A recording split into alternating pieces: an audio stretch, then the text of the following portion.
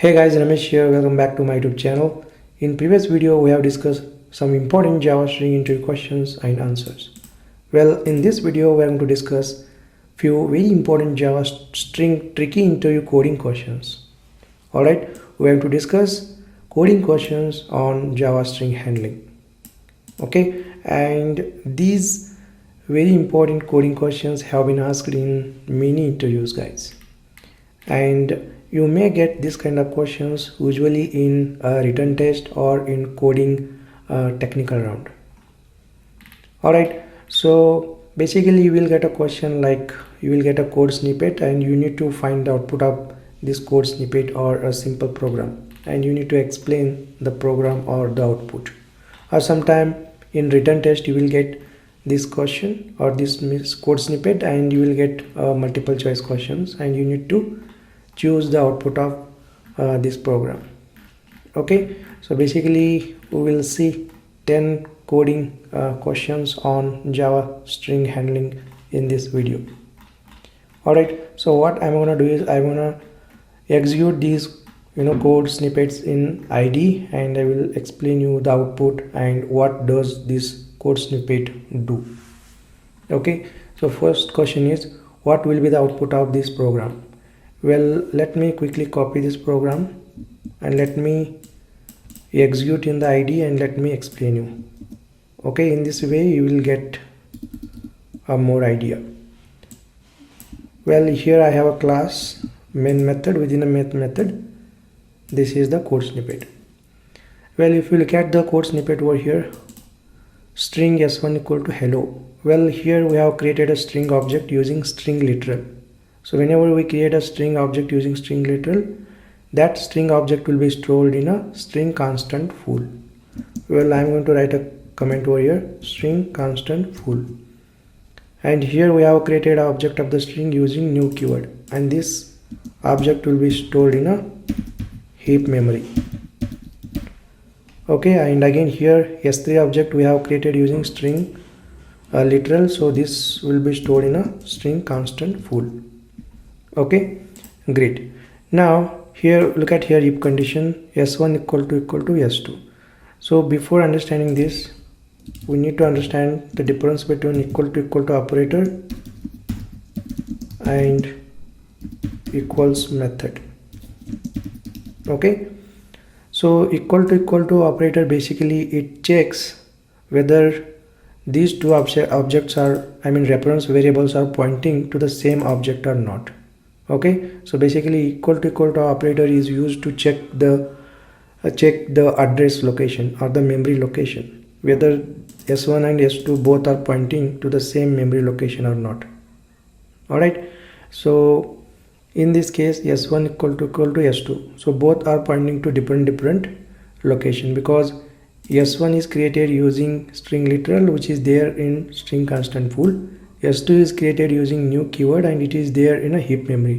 So both are in different location, so both are pointed to a different location. That's why you can see the output is s1 and s2 not equal. Okay, let me run the program and look at here, s1 and s2 not equal, because s1 is pointing to the string object, that is hello, which is there in a string constant pool, and s2 object which is created using new keyword, which is present in a heap memory. So both objects have different memory location. That's why both objects are pointing to different memory location. Okay, so equal to operator is used to check whether the objects are pointing to the same memory location or not. Right, and look at here second if condition s1 equal to s3. Well, s1 object is created using string literal and it is stored in a string constant pool. Similarly, s3 object is created using string literal and it is stored in a string constant pool. Well, basically JVM manages the string constant pool. Okay, so what JVM does, it will first check whether this hello object is stored in a string constant pool or not. If it is already present, then JVM will basically return the reference of that object. It means that JVM won't store two similar objects with similar content in the string constant pool. Alright, so look at the second condition over here, s1 equal to s3. So s1 object is created using string literal and which is stored in a string constant full. S3 object is also created using string literal and which is again stored in a string constant full. Well, basically string constant full is managed by JVM.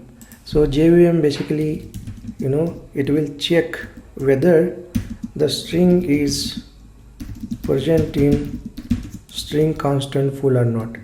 Alright, if it is present, then JVM simply returns the reference, that is S3. Well, S1 is already stored in a string constant pool and S3 is again storing the same content, that is hello, in the string constant pool.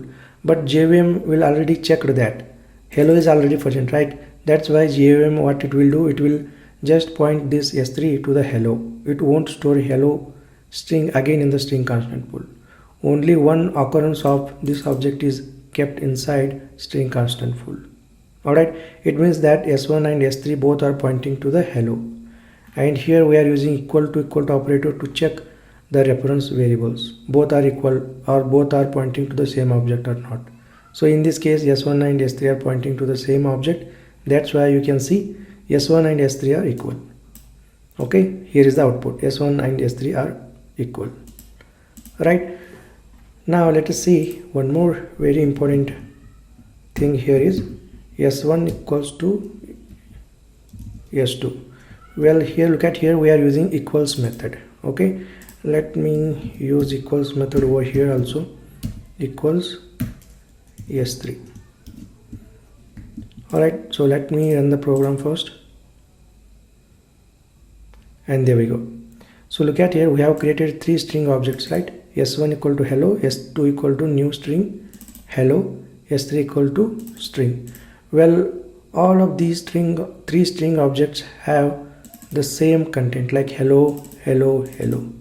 And if you can see the output, S1 and S2 equals, S1 and S3 equals. It means that equals method basically check the content of two objects. Well, here S1 equal to hello, S2 equal to new string hello. So hello, hello, it means the content is same, right? So equals basically checks whether both objects have the same content or not. If both objects have same content, then it will return the true and then it will execute the if block. Otherwise it will execute else block. Correct? So let me just change this one. Okay, hello 1. Let me run the program. And look at here. S1 is not equal to S2. Okay, the content is different. That's why it is went in a else block and is just printed S1 and S2 not equal. And again S1, S3. So content are different, right? That's why it went in the else block and it is printed S1 and S3 not equal. Okay, so in case of equals method, the memory location doesn't matter, right? The content matters. If content of both objects are same, then equals method returns true. Okay, so in Java, whenever you want to compare two string objects, then always use equals method. All right, great. So this kind of coding question you will get in interviews, and just try to understand the difference between equal to operator and equals method, so that whenever you will get this kind of questions, you will definitely answer it. All right, great. So let's head over to the second question now. What will be the output of the below program? Well, let me quickly copy the snippet and paste it in the ID. And before understanding this, let me run the program and let's see the output first. Here we go. So basically what we are doing here is we have created object of the string using new keyword, and we have passed 5 as a string object. After that we have added a system.out.println, and then this is the value, right? So 1 plus 10. So one important thing is, whenever this expression get evaluated, then it always goes from left to right. Okay, so in this case 1 is a operand, 10 is a operand, yes is a object, 1 is a operand. Okay, 10 is also operand, so this is basically called a operand. Okay, and here 1 and 10, so both are integer operands, right? That's why these two operands will get added. Okay, added means addition. 1 plus 10, 11, so you can look at here 11. After that we have a string object. It contains 5, and then 5 is concatenated with 11. Okay, and now it becomes 11 5. Okay, still 5 is a string, so it will again concatenate with 1. It becomes 1 1 5 1, and again string is concatenated with 1, so it will again concatenate with 10. It becomes 1 1 5 1 1 0. Alright, I hope you understood the result of this expression. Okay, so it is evaluated from left to right, and whenever you will get a string in the expression, that will be concatenated. Okay, great. Let's head over to next question. Next question is what will be the output of this program. So here you can see string equals to null, so string is declared as a null over here, and sys out and string dot value of. So let me quickly copy this snippet and paste it here. So what will be the output? Well, here we have declared string null, and we are calling value of method on null. It means that you might be wondering, like, this will throw the null pointer exception, right? Because we are calling value of method on null object. But this basically prints a 10. Let me run the program. You look at here the output. Why it is not thrown the null pointer exception? Well, the important point here is value of method. Well, value of method is basically a static method. Okay, so look at here, static member. Let me go inside this method, and here we go. Value of method is a static method. Well, in Java we can call a static method using class name, right? The object is not required to call the static method, isn't it? We can use a class name to call the static method, and here we are calling static method, so we can also use a class name to call the static method.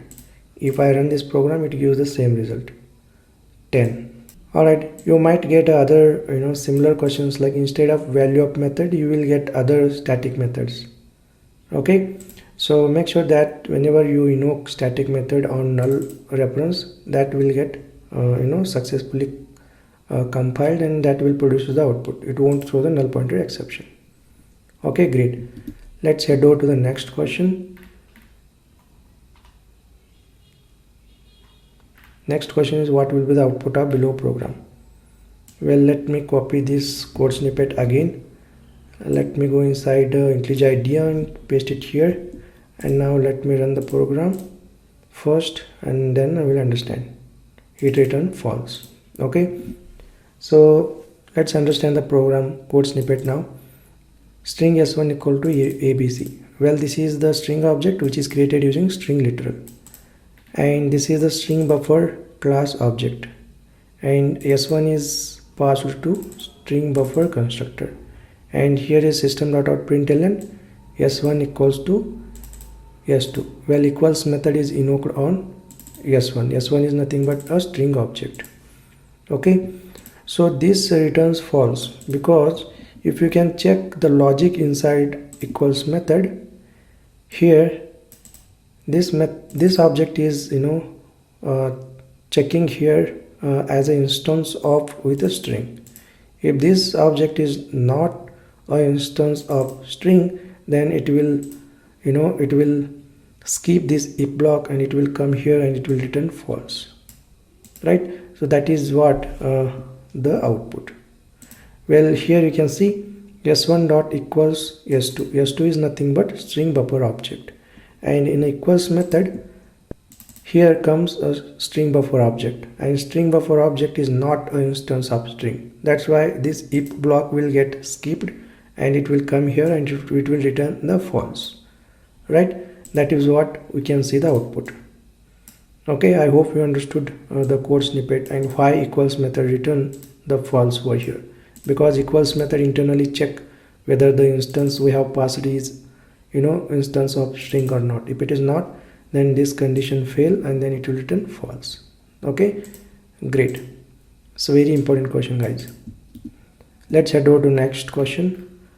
What will be the output of this program? Well, let me quickly copy this and paste it here. So it's pretty simple program. We have created two string objects using new keywords, s1 equal to new string java guides, s2 equal to new string java guides, right?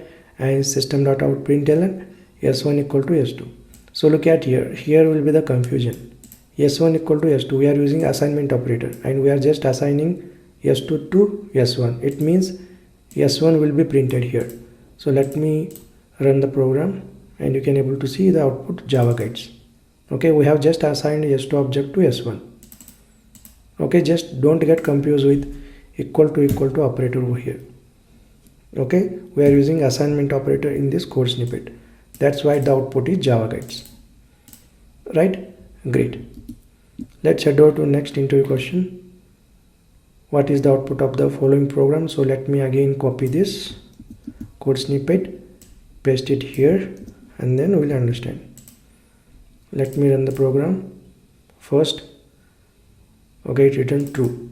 Well, let's understand the program now. String s1 equal to hello, s2 equal to new string hello. Well, this s1 object is created using string literal, s2 object is created using new keyword. Alright, and here you can see we are using intern method.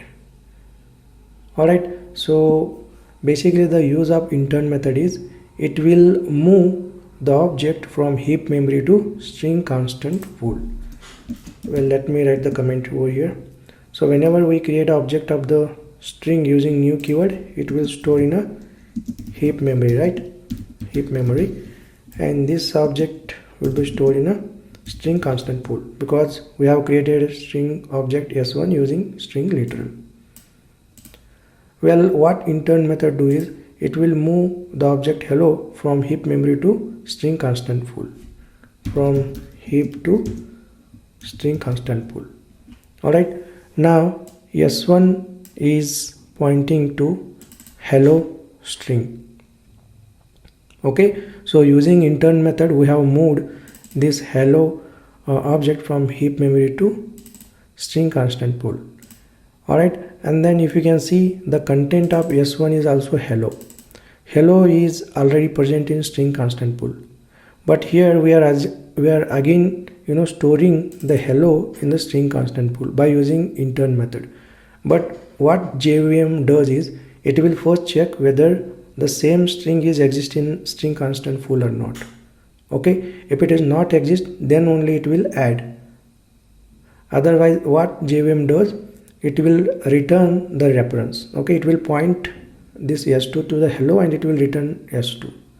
In this case, s1 and s2 both are pointing to the same object, that is hello, in the string constant pool. Alright, and here we are using equal to operator to check whether both the references are pointing to the same object in a string constant pool or not. Well, in this case both objects are pointing, that's why the result should be true. Alright, I hope you understood what this program does. Alright, great. Let's head over to next question. How many objects will be created in the following code and where they will store in a memory? So this is pretty simple one. So when we create a string object using string literal, it should be stored in a string constant pool. Okay, and again we are creating a s2 string object using string literal, but look at the content over here. We are creating s2 object with the same content. So basically JVM will check whether the same content of the string is exist in the string constant pool or not. If it is not exist, then only it will store. Otherwise it will point the reference and it will return that reference. In this case only one object will be created and stored in a string constant pool. Well, the next question is what is the output of this below code snippet? Well, here you can see s1 is a string object which is created using new keyword, and s2 is again a string object which is created using new keyword, right? And we have created both of these string objects using new keyword, so both of these objects should be stored in different memory location. That's why s1 and s2 have different references. And look at here, s1 equal to s2. So as we know that equal to operator is used to check the references, whether both the references are pointing to the same object or not, right? And when we create a string object using new keyword, it is stored in a heap memory, and in a heap memory both object occupies different memory location. That's why equal to operator returns false, because both objects have different memory locations, right? And the next question you can see, it's opposite. Here we have created string objects using string literal s1 and s2.